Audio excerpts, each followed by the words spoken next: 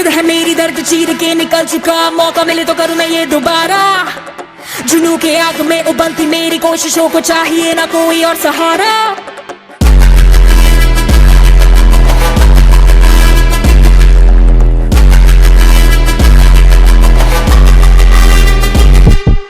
जिद है मेरी दर्द चीर के निकल चुका, मौका मिले तो करूँ मैं ये दोबारा। जुनू की आग में उबलती मेरी कोशिशों को चाहिए ना कोई और सहारा। चंगा जित्तिया तो मिलन बधाइयां, चंगा जित्तिया चंगा जित्तिया तो मिलन बधाइयां, चंगा जित्तिया तो मिलन बधाइयां। के आया है फतेह करके सूरमा, सूरमा के माने है जम्मिया एक सूरमा, सूरमा सूरमा सूरमा।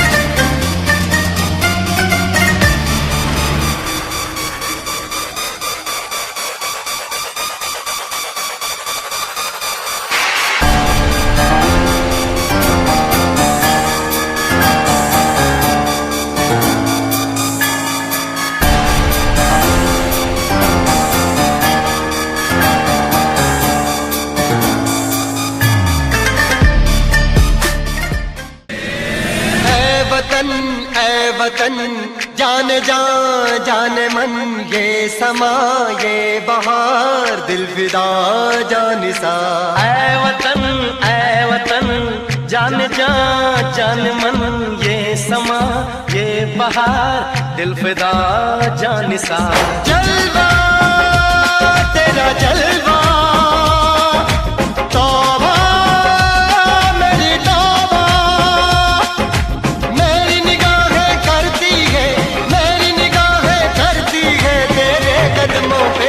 जलवा तेरा जलवा जलवा, वो तेरा जलवा जलवा, जलवा तेरा जलवा जलवा, वो तेरा जलवा जलवा। जलवा तेरा जलवा, तौबा मेरी तौबा।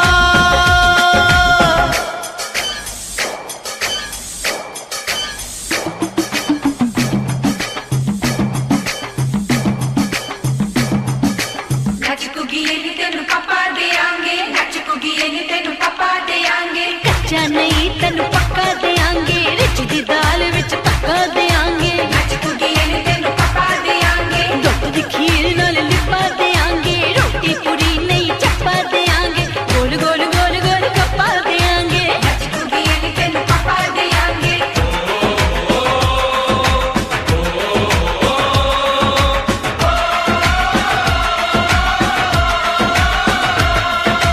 जिस्म तेरा सोने का हीरे मोती लाल जड़े हैं, हर जिस्म तेरा सोने का हीरे मोती लाल जड़े हैं।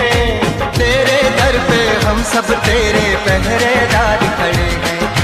हम हैं तो क्या हम है प्यारे, हम है तो क्या हम है प्यारे। काहे काहे खतरा। जलवा तेरा जलवा जलवा, वो तेरा जलवा जलवा, जलवा तेरा जलवा जलवा, वो तेरा जलवा जलवा।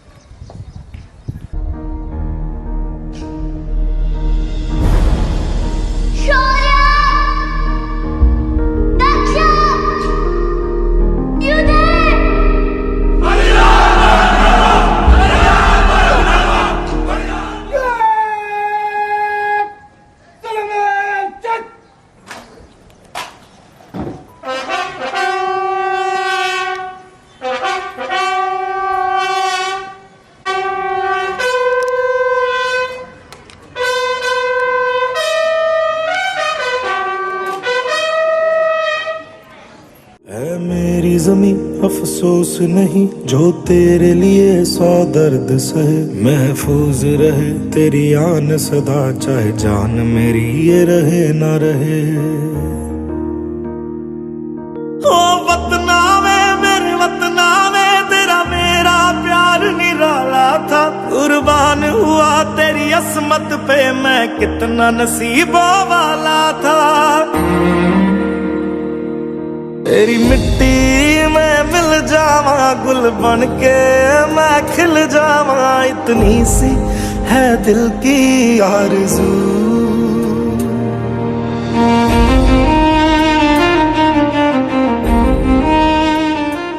जित्तिया ते मिलन बधाइयां चंगा जित्तिया, चंगा जित्तिया ते मिलन बधाइयां चंगा जित्तिया, जित्तिया ते मिलन बधाइयां के आया है फतेह करके सूरमा, सूरमा के माने है जम्मिया एक सूरमा, सूरमा सूरमा सूरमा।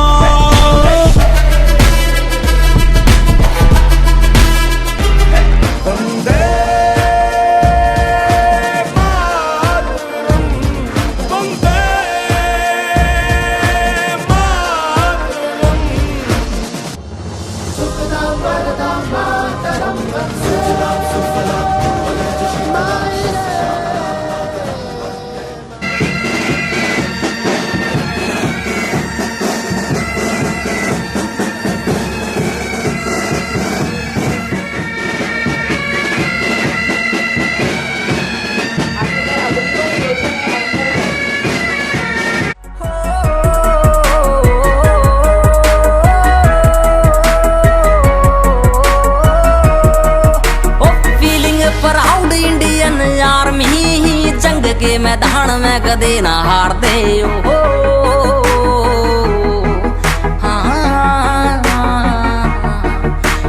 फीलिंग प्राउड इंडियन आर्मी, जंग के मैदान में कदे ना हार दे। साले पीठ पाछे वार कायरा का काम से हम गोली सीधी माथे के बचाले मार दे। टेक टाइम काढ़वे में यार को ना अक्ल दे हो, ऊंचे से विचार सच्ची नींद पक्के यार गधे पीठ पाछे वार को ना कर दे। ऊंचे से विचार सच्ची नींद पक्के यार गधे पीठ पाछे वार को ना कर दे। चक्का ऑन द बीट भाई.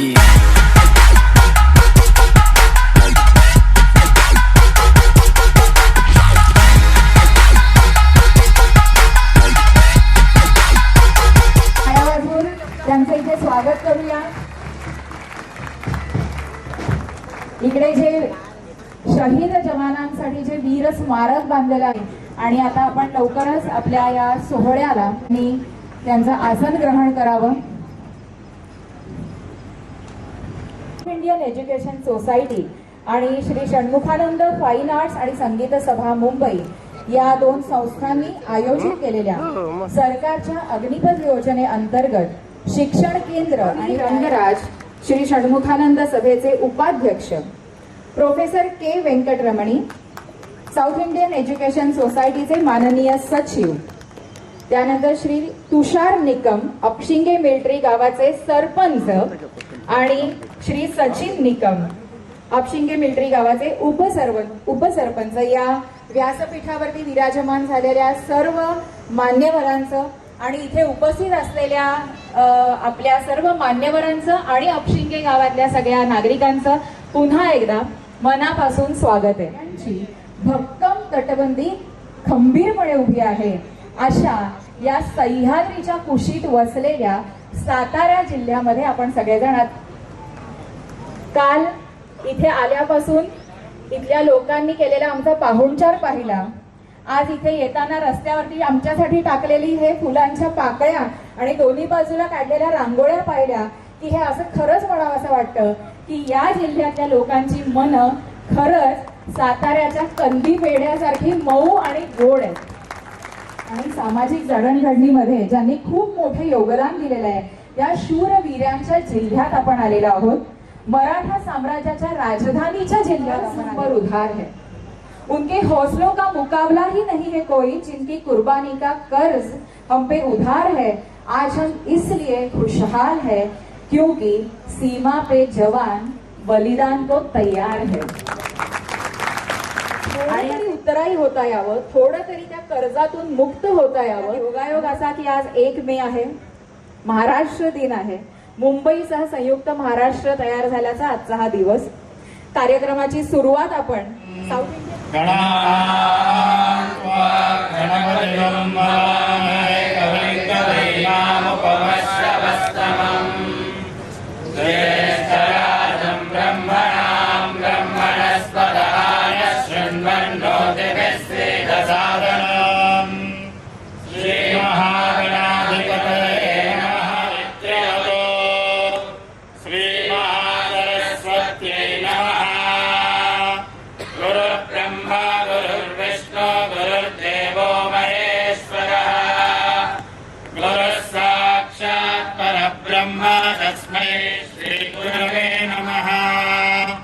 गुरवे सर्वलोकानां विजये भवरोगिणां निधये सर्वविद्यानां श्रीदक्षिणामूर्तये नमः. सद्गुरुचरणारविन्दाभ्यां नमः. श्रीगुरुभ्यो नमः. हरिः ओम्. वेदमनोज्याचार्योन्देवायमनुशास्ते सत्यं वद धर्मं चर स्वाध्यायान्मा प्रमदः. आचार्याय प्रियं धर्मार्थितव्याम् धर्मान्न प्रवदितव्याम् कुशलं प्रवदितव्याम्. स्वाध्याय प्रवचनाभ्यान्न प्रवदितव्याम्. देवपितृकार्याभ्यान्न प्रवदितव्याम्. मातृदेवो भव पितृदेवो भव आचार्यदेवो भव अतिथिदेवो भव. यान्यनवराणि सयोपास्यानि नो इतराणि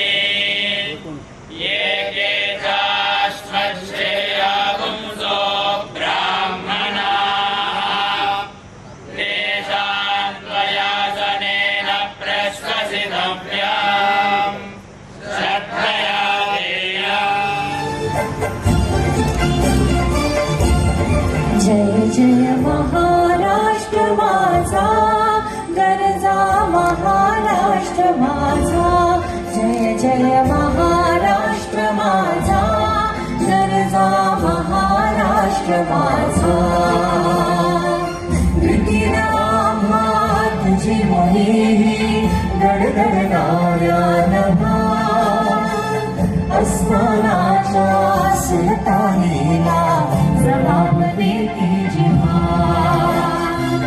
सह्याद्रीचा सिंह गर्जतो शिवशंभो राजा वंदना महाराष्ट्र माझा जय जय महाराष्ट्र माझा गरजा महाराष्ट्र माझा काळ्या छातीवरी दारिद्र्याच्या उन्हात शिजला निधड्याच्या भावाने भिजला देश गौरवासाठी झिजला दिल्लीचे ही तख्तला की तो महाराष्ट्र माझा जय जय महाराष्ट्र माझा गरजा महाराष्ट्र माझा जय जय महाराष्ट्र माझा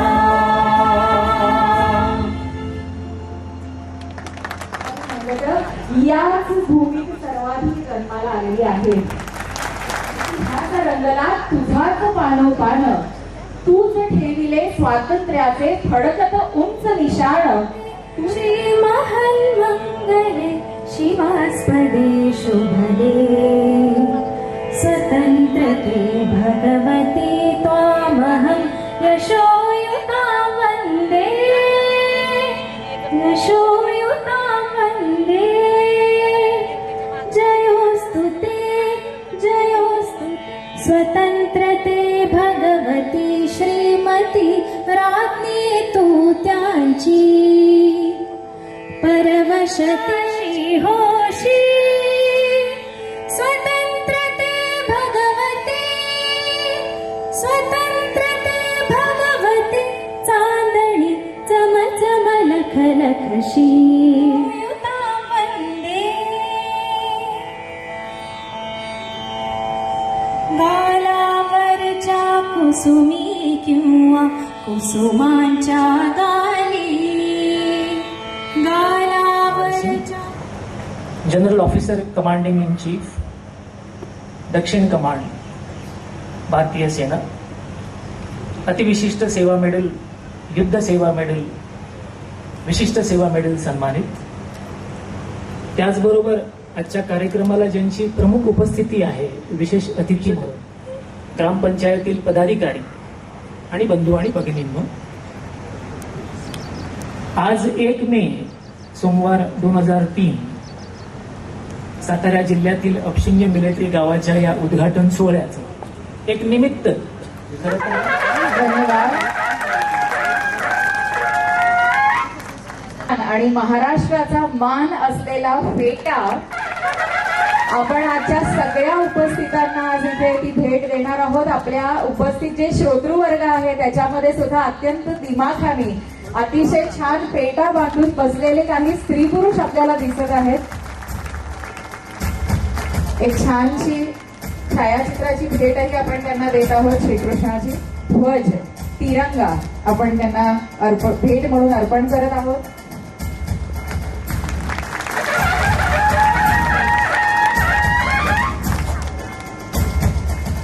धन्यवाद सर धन्यवाद त्यांना देखील आपण एक शाल देऊन इथे सन्मानित करतोय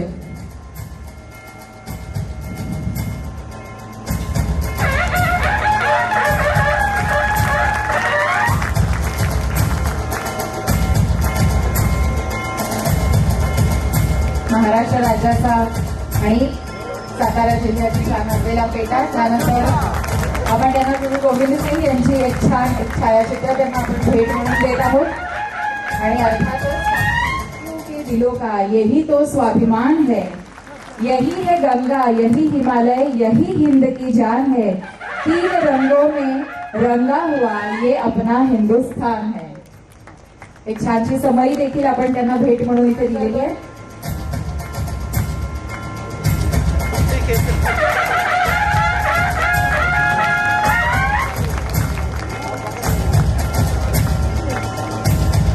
एक शाल, फेटा,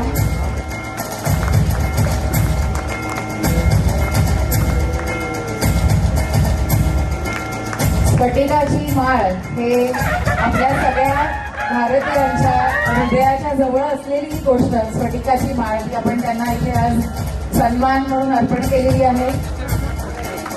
गणपतीचं छायाचित्र आपण त्यांना भेट देत आहोत.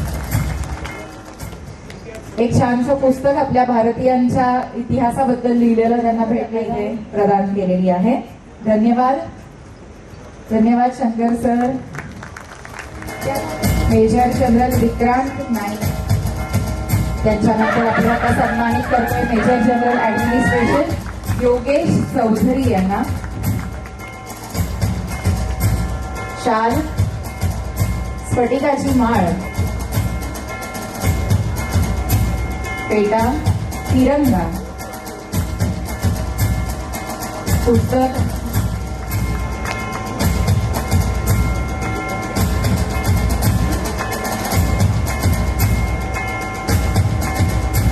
आपण शाल देऊन त्यांना सन्मानित करतोय. टाळ्यांच्या गजरात आपण त्यांचा हा सन्मान त्यांना इथे देत आहोत.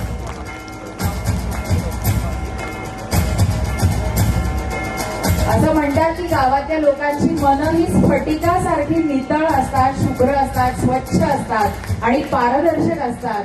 ही स्फटिकांची माळ म्हणजे जणू काही या लोकांच्या वृत्तीचं प्रतीक आहे असं म्हणायला हरकत नाही.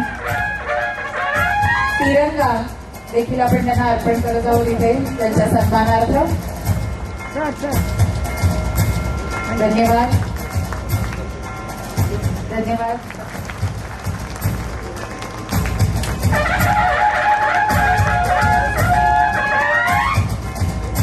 शाल, पुन्हा एकदा स्फटिकाची माळ, फेटा आणि तिरंगा असं यांच्या सत्काराचं स्वरूप आहे. धन्यवाद. मनापासून आभार तुमचे. साऊथ इंडियन एज्युकेशन सोसायटी आणि षण्मुखानंद संगीत सभेतर्फे केला जाणारा सत्काराचा स्वीकार करावा अशी त्यांना मी विनंती करते.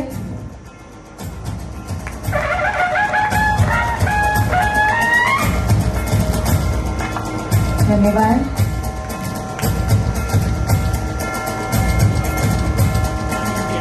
शाल आणि एक पुष्पगुच्छ. आपल्या महाराष्ट्रातील नारी शक्ती देखील कुठेही कमी नाही हे आपल्याला इथे दिसून येते. आपण श्रीमती सुमित्रा जोशी यांचा सन्मान इथे करत आहोत. शाल आपण त्यांना दिलेली SIS महाविद्यालय सायन्सबर्ग शाल देऊन आपण त्यांना महाविद्यालयाच्या माजी प्राचार्या आणि आता आमच्या ट्रस्टी असलेल्या डॉक्टर हर्षा मेहता या देखील व्यासपीठावर आलेल्या आहेत. या सगळ्यांसाठी आपण एकदा जोरदार टाळ्या वाजवू. एक स्त्री दुसऱ्या स्त्रीची शत्रू असते अशी म्हण जिथे रूढ आहे तेव्हा त्या सगळ्यांच्या चेहऱ्यावरती फुललेला आनंद आपल्याला आज इथे दिसतोय. धन्यवाद.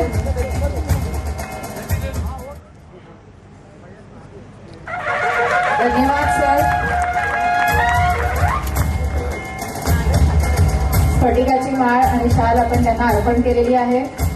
पेटा ते स्वतः बांधून आलेले आहेतच पण आमच्यातर्फे जो पेटा जो आहे त्यांचा सत्कार आपण इथे करत आहोत.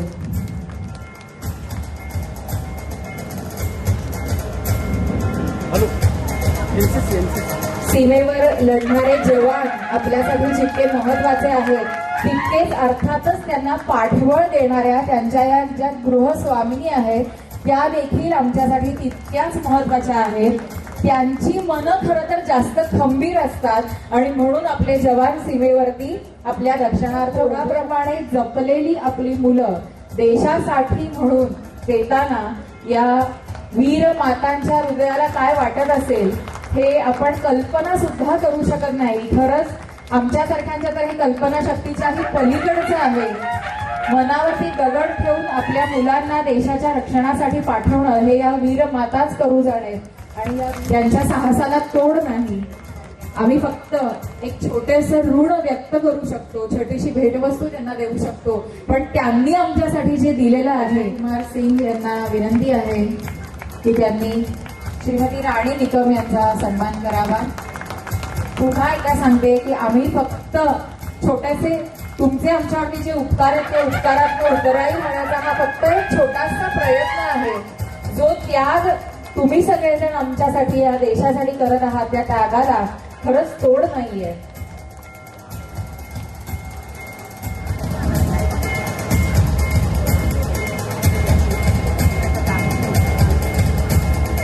धन्यवाद धन्यवाद. आपण आज इथे सगळेजण हा कार्यक्रम इथे आयोजित केलेला आहे. आपण सगळेजण इथे आलेलो आहोत.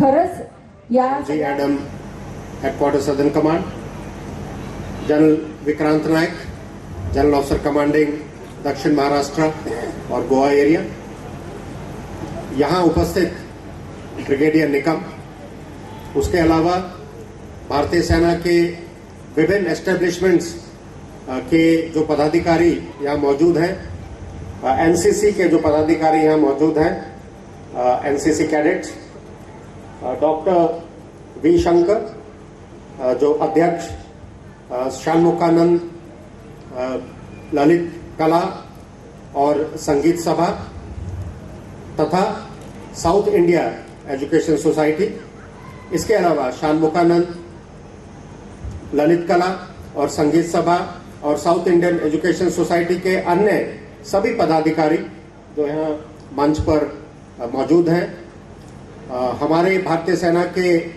वेटरन्स जो कि आज खासकर इसमें जो पगड़ी है उसके अंदर आप अलग ही आज दिखाई दे रहे हैं.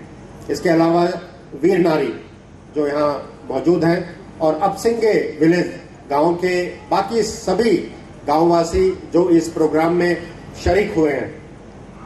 कहते हैं कि आप सबसे बढ़िया जो आप गिफ्ट दे सकते हैं, एक उपहार दे सकते हैं, वो उपहार समय का उपहार होता है. तो मुझे ये बहुत खुशी है इस बात को जानकर कि आप सबकी मौजूदगी, आप सब ने इस प्रोग्राम के लिए अपने अपने समय का उपहार दिया है. उसके लिए मैं आपका तहे दिल से शुक्रगुजार हूं और आभारी हूं. मेरे लिए बहुत बड़े गर्व की बात है और मैं समझता हूं मेरा एक सौभाग्य है कि आज मुझे इस गांव में आप आकर आप सबके साथ मिलने का और इस महत्वपूर्ण प्रोग्राम में शरीक होने का, शामिल होने का मौका मिला. आज खासकर दिन भी विशेष है क्योंकि आज 1 मई है, 1 मई है, महाराष्ट्र दिवस है और महाराष्ट्र दिवस पर मैं आप सभी का धन्यवाद करना चाहता हूं. और महाराष्ट्र जो राज्य है भारत में, उसका एक विशेष महत्व है. भारत का टोटल जीडीपी जो है उसका तकरीबन 12.1% जीडीपी जो है वो महाराष्ट्र उसके लिए योगदान करता है, जो अपने आप में एक बहुत बड़ी चीज है. महाराष्ट्र का एक समग्र विकास है और ये मैंने नेशनल डिफेंस एकेडमी में ट्रेनिंग किया था और उसके बाद में महाराष्ट्र में आने का मुझे पहला मौका मिला है. और जब मैं महाराष्ट्र में हूं, पुणे में हूं, तो सबसे ज्यादा जो चीज मुझे प्रभावित करती है महाराष्ट्र में वो है महाराष्ट्र वासियों की देश प्रेम की भावना. सबसे बड़ी चीज है और इस देश प्रेम के लिए विभिन्न संस्थाएं काम कर रही हैं. और सबसे बड़ी चीज यह है कि इंडिविजुअल लेवल पर, अपने व्यक्तिगत लेवल पर आप में से बहुत हैं जो राष्ट्र प्रेम के लिए, देश की सेवा के लिए अपना सब कुछ न्यौछावर करने के लिए तैयार हैं. मैं समझता हूं कि ये अपने आप में एक बहुत ही विचित्र बात है, एक बड़ी अच्छी अनुभूति है और मुझे पूरा विश्वास है कि अगर इसी तरह की बात पूरे सभी राज्यों में हो और पूरे देश में हो तो इस देश का एक समग्र विकास जो है बिल्कुल पूर्णतया संभव है और वो उसके होने में कोई भी कमी नहीं रह जाएगी. इसके अलावा आज जब मैं आपसे बातचीत कर रहा हूं तो मुझे ये भी है क्योंकि ये जिला सतारा के अंतर्गत आता है और यही वह पावन भूमि है जहां मराठा वीरों ने अपना लहू बहा है, अपना रक्त बहा है और एक मराठा साम्राज्य की छत्रपति शिवाजी महाराज के उनकी लीडरशिप के साथ एक महाराष्ट्र राज्य की स्थापना की। छत्रपति शिवाजी महाराज के समय में सतारा एक राजधानी रहा है और पूरा महाराष्ट्र राज्य का संचालन सतारा राजधानी के अंतर्गत और उसके तहत किया गया। इस पूरे इलाके में छत्रपति शिवाजी महाराज ने किलेबंदी की, अलग अलग तरह के किले बनाए ताकि जो हमारे बाकी राज्य हैं उनके साथ में उसको महाराष्ट्र राज्य को की सुरक्षा सुनिश्चित की जाए। और आज जब मैं हेलीकॉप्टर से उतर रहा था सतारा में हेलीपैड के ऊपर, तब मैंने ये खुद महसूस किया कि छत्रपति शिवाजी महाराज की जो सोच थी, उनका जो स्ट्रैटेजिक विजन था और उनका जो टैक्टिकल नॉलेज था वो वाकई में काबिले तारीफ है। क्योंकि सतारा जिला चारों तरफ से पहाड़ों से ऐसे घिरा हुआ है कि अपने में ही एक किले की तरह है। तो इसके अलावा मुझे यह जानकर भी बहुत खुशी हुई है, जैसा कि सभी स्पीकर्स ने मुझसे पहले बताया, कि अपसिंगे विलेज का एक बहुत ही महत्वपूर्ण स्थान है। ये वीर योद्धाओं का गांव है। पहले विश्व युद्ध से लेकर जितने भी युद्ध हुए हैं, इसमें अपसिंगे विलेज ने शहादत दी है। उनके वीर शहीदों ने नाम कमाया है हर एक युद्ध के दौरान। यहाँ ऐसा कोई भी परिवार नहीं है जिसने भारतीय सशस्त्र सेनाओं में अपने वीर योद्धा नहीं दिए हैं। तो ये अपसिंगे विलेज की एक बहुत बड़ी बात है, एक बहुत बड़ी विचित्र चीज है।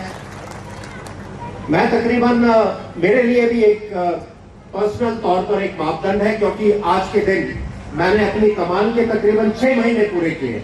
10 नवंबर को मैंने दक्षिण कमान संभाली थी और आज 1 मई को तकरीबन 6 महीने।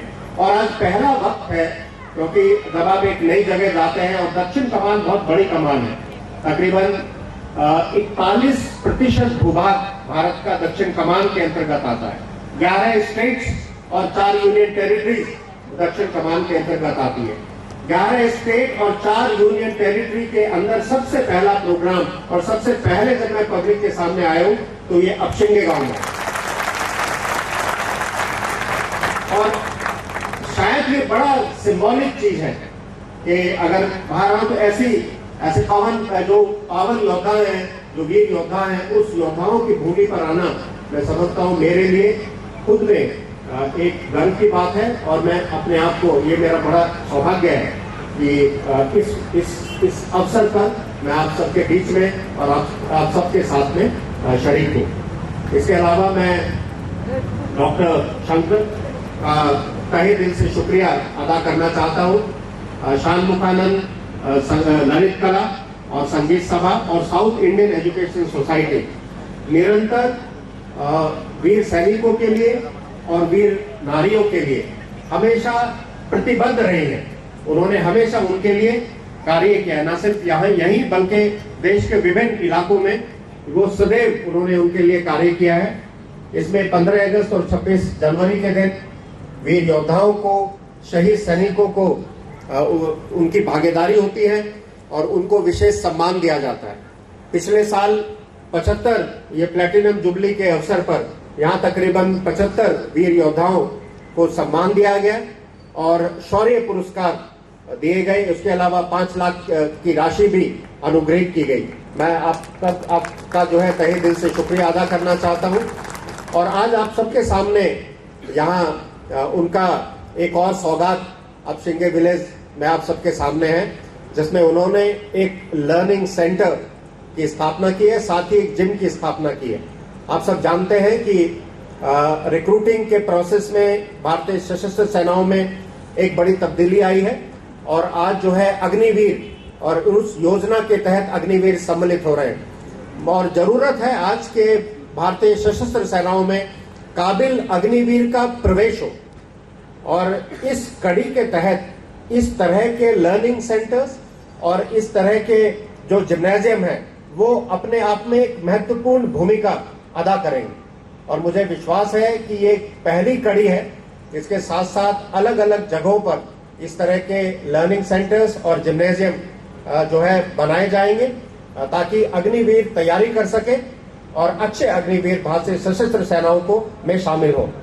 मुझे मालूम है कि आज इस अग्निवीर परियोजना के तहत तकरीबन 3,200 अग्निवीर पूरे महाराष्ट्र राज्य से अलग अलग रेजिमेंटल सेंटर्स के अंदर ट्रेनिंग कर रहे हैं।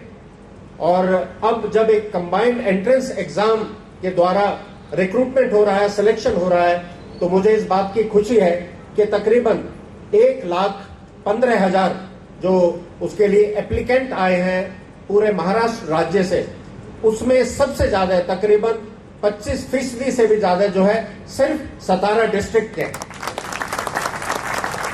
तो सतारा डिस्ट्रिक्ट और अपसिंगे का एक अलग विशेष स्थान है भारतीय सशस्त्र सेनाओं में। एक तरह से ट्रेडिशन है, soldiering is a tradition in this part of the world and this part of the India, and I really salute each one of you and each one of the family for continuing with this soldiering tradition. इसके अलावा मैं कुछ और चंद एक बात आपके सामने रखना चाहता हूं कि भारतीय सशस्त्र सेना राष्ट्र विकास में हमेशा से संलग्न रही है और हमेशा से प्रतिबद्ध रही है। आप जानते हैं कि भारतीय सेना देश की रक्षा के लिए बॉर्डर के ऊपर हमेशा तैनात रहती है। बॉर्डर में ऐसे ऐसे इलाके शामिल हैं, आप सब जानते हैं, सियाचिन का इलाका है जहां टेम्परेचर -52 चले जाता है। उस इलाके में सिर्फ रहना ही मुश्किल है। उस इलाके में भारतीय सैनिक न सिर्फ रहते हैं बल्कि लड़ाई के लिए हमेशा तैयार रहते हैं। एक तरफ जहां बर्फीली पहाड़ियां हैं, दूसरी तरफ वहां राजस्थान का जंगल है और राजस्थान की क्या जो है रेगिस्तान है। राजस्थान के रेगिस्तान में टेम्परेचर तकरीबन +52 भी हो जाता है। तो भारतीय सेना एक ऐसी सेना है जो +52 से -52 डिग्री सेल्सियस तक भारतीय बॉर्डर के ऊपर जो है हमेशा तैनात रहती है और रक्षा करने के लिए हमेशा प्रतिबद्ध रहती है। सिर्फ बॉर्डर के ऊपर ही न सिर्फ देश की सुरक्षा को सुनिश्चित करना बल्कि देश के विकास के लिए भी काम करना, इसके लिए भी हम हमेशा तैयार रहते हैं। आज बॉर्डर्स के ऊपर जितना भी डेवलपमेंट है और जितना भी विकास हुआ है उसमें सबसे बड़ा योगदान सेना का योगदान है। वहां जो भी सड़कें बनती हैं वो सब बॉर्डर रोड्स और सेना के द्वारा बनाई जाती है। वहां एम्प्लॉयमेंट के लिए जो एम्प्लॉयमेंट जनरेशन होता है वो सब भारतीय सशस्त्र सेनाओं की वजह से डेवलपमेंट होता है। मैं तो यह भी कहूंगा कि सबसे ज्यादा जंगल जो है बॉर्डर एरिया में है और अगर जंगल वहां विद्यमान है तो भारतीय सेना की वजह से वहां जंगल विद्यमान है। आज के तारीख में न सिर्फ बॉर्डर पर बल्कि हिंटरलैंड के अंदर भी हम नेशन बिल्डिंग के लिए हमेशा प्रतिबद्ध हैं और कार्य कर रहे हैं। इसमें हम 2-3 विषयों के बारे में मैं आपको बताना चाहूंगा कि हमारे पास जो है APSS स्कूल है, आर्मी पब्लिक स्कूल है, और हमने विद्यांजलि स्कीम के तहत हर एक APS ने 2 अन्य स्कूल जो कि कमजोर वर्गों के लिए हैं उनको एक तरीके से अपने साथ मिलाया है और उसमें जो भी उस सुविधा उपलब्ध करनी होगी, जो भी इंफ्रास्ट्रक्चर इंप्रूवमेंट करना होगा, जो भी फैकल्टी डेवलपमेंट करना होगा वो इन APS स्कूल के माध्यम से होगा। तो तकरीबन हमारे पास में तकरीबन 20-25 के आसपास में APS और APPS है और मैं समझता हूं कि तकरीबन 70 से 75 जो ऐसे स्कूल्स हैं वहां APS के थ्रू इस तरह का प्रावधान दिया जाएगा। इसके अलावा आप जानते हैं कि हमारे इलाके में 2 ऐसे इलाके हैं, राजस्थान और गुजरात, जहां पानी एक विशेष चीज है। वहां अमृत सरोवर बनाए जा रहे हैं। तकरीबन 75 अमृत सरोवर का हमने बीड़ा उठाया है, जिसमें तकरीबन 30 से 35 अमृत सरोवर बनाए जा चुके हैं और बाकी अमृत सरोवर हम 15 अगस्त तक उनको पूरी तरह से पूर्ण कर देंगे। तो 15 अगस्त तक तकरीबन 75 अमृत सरोवरों का निर्माण हो जाएगा। इसके अलावा अलग अलग प्रोग्राम किए जाते हैं जिसमें हम लोग विभिन्न स्कूल कॉलेजेस में जाकर लेक्चर्स देते हैं बच्चों को, क्योंकि जरूरी है आज के तारीख में कि बच्चों में राष्ट्र प्रेम की भावना को विकसित किया जाए। एक राष्ट्र के प्रति उनका जो कर्तव्य है उसके विषय में उनको बताया जाए और उनको जतलाया जाए, इस विषय में भी हमारा काम हमेशा रहता है। बड़ा क्षेत्र होने की वजह से हमारे दक्षिण कमान के क्षेत्र में सबसे ज्यादा वेटरन्स भी हैं, और आज चूंकि बहुत सारे वेटरन्स मेरे सामने मौजूद हैं, मैं आप सबको जो है कहना चाहता हूं और ये सुनिश्चित करना चाहता हूं कि हम लोग आपकी सेवा के लिए, आपको सब तरह की सेवा मुहैया हो, आपके लिए सब तरह की फैसिलिटीज एफिशिएंटली रन की जाए, इसके लिए हम हमेशा प्रतिबद्ध रहें और हम जो है हमेशा इसके लिए आगे कार्य करते रहेंगे। इस प्रोग्राम से पहले हमने यहाँ विभिन्न तरह के स्पर्श के तहत, आप जानते हैं कि पेंशन के लिए स्पर्श एक नई योजना कार्यान्वयन की गई है।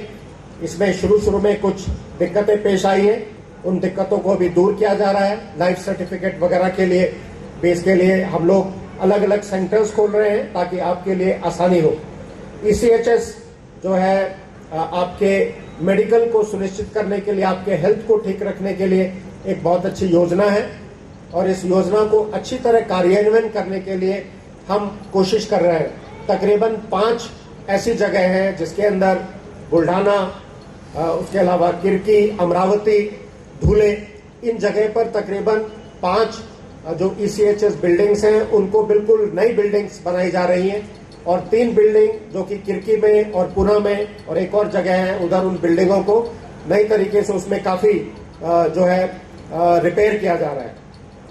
इसके अलावा आउटरीच के तहत हम लोग हमेशा आपके साथ में जुड़े रहे हैं।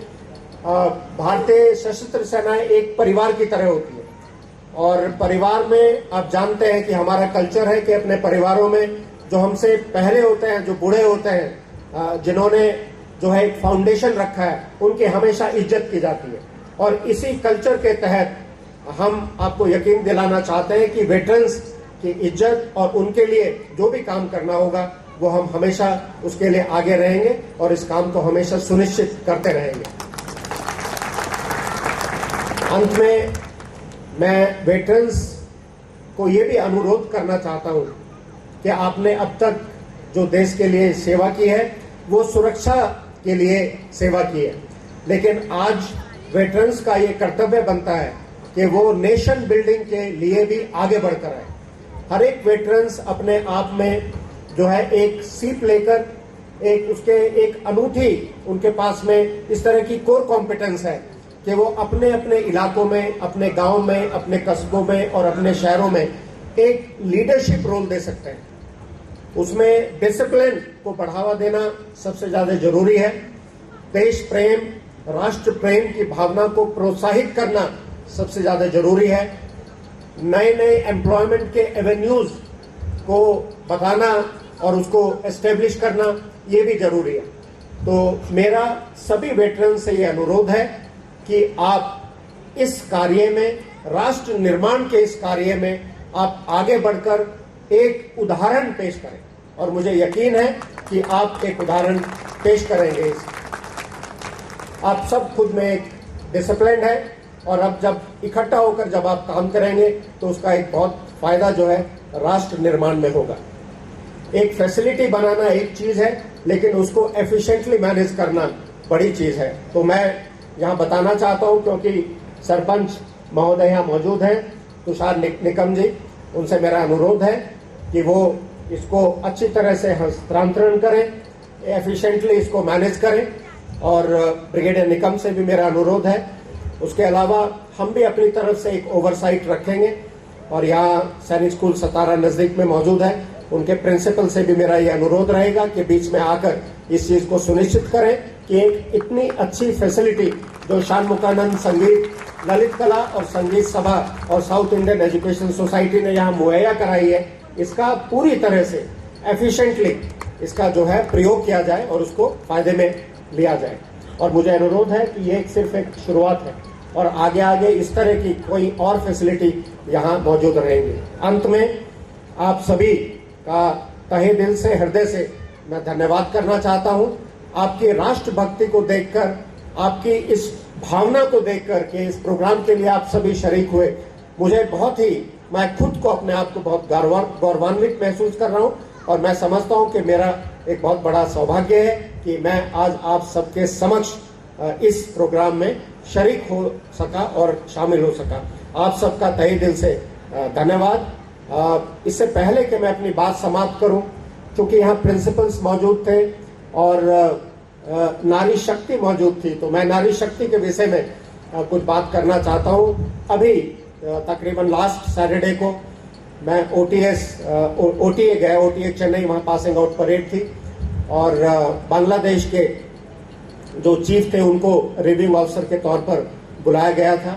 तो वहाँ मिलते हुए मैंने देखा कि इस बार सबसे ज़्यादा जो है जो अच्छा किया है वो नारी शक्ति ने किया है। जो पहली दफ़ा है भारतीय सशस्त्र सेनाओं में कि वुमेन ऑफिसर्स जो है एक फाइटिंग आर्म्स के अंदर, आर्टिलरी के अंदर जो है शामिल हुई है, तो अपने आप में एक बड़ा माइलस्टोन है ये।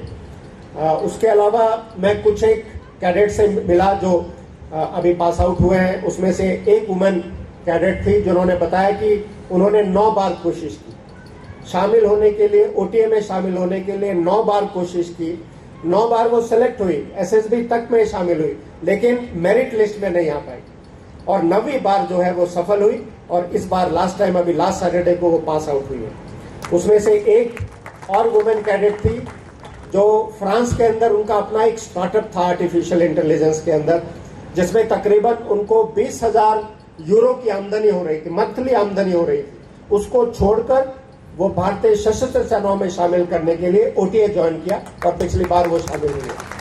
तो नारी शक्ति एक अहम शक्ति है और भारत के कल्चर में दुर्गा हमेशा से शक्ति का प्रतीक रही है, तो आप शक्ति का प्रतीक है और आपकी भागीदारी इस देश के लिए एक अच्छा भविष्य सुनिश्चित करेगी। धन्यवाद। जय हिंद।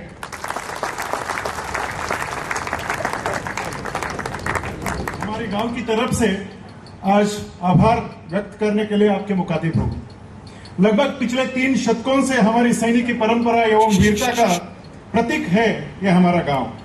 हमारे गांव की धरोहर कैप्टन खेत्रुजी पाटिल और जिनको ऑर्डर ऑफ ब्रिटिश से सम्मानित किया गया, गांव के पहले कमीशन अधिकारी कर्नल आर डी निकम, सर्वोच्च अधिकारी मेजर जनरल करण साहब, जिनसे हमें प्रेरणा मिलती है। गांव के उन वीरों ने अपना सर्वोच्च बलिदान इस भारत मां के लिए दिया, उन सबको मैं सबसे पहले नमन करता हूं, वंदन करता हूं। आज समस्त गांव गौरवान्वित महसूस करता है कि सेना के सेना नायक आज यहां पर उपस्थित है। सर्वप्रथम आज के इस समारोह के मुख्य अतिथि lieutenant general Ajay Kumar Singh, AVSM, YSM, SM, BSM, general officer commanding southern command का तहे दिल से मैं धन्यवाद देता हूं। आपके स्मरण के लिए बता दूं, 1947 के बाद इतने लंबे अंतराल के बाद जनरल रैंक के उच्चाधिकारी हमारे गांव में पधारे हैं। यह हमारा सौभाग्य है। इससे पहले 1947 में सबसे पहले chief of army staff general Cariappa ने इस गांव को भेंट दी थी। श्रीमान, आपने अति व्यस्तता के बावजूद यहां पधारे, इसके लिए हम सभी तहे दिल से आपके आभारी हैं। मैं लेफ्टिनेंट जनरल एच.एस. कालो साहब, SM, VSM, general officer commanding Maharashtra, Gujarat and Goa area, जो आज के विशेष अतिथि है, जिन्होंने पिछले 15 अगस्त को हमारे गांव के 75 वीरों का सम्मान षणमुखानंद सभा में किया था। श्रीमान, आपको भी हम तहे दिल से धन्यवाद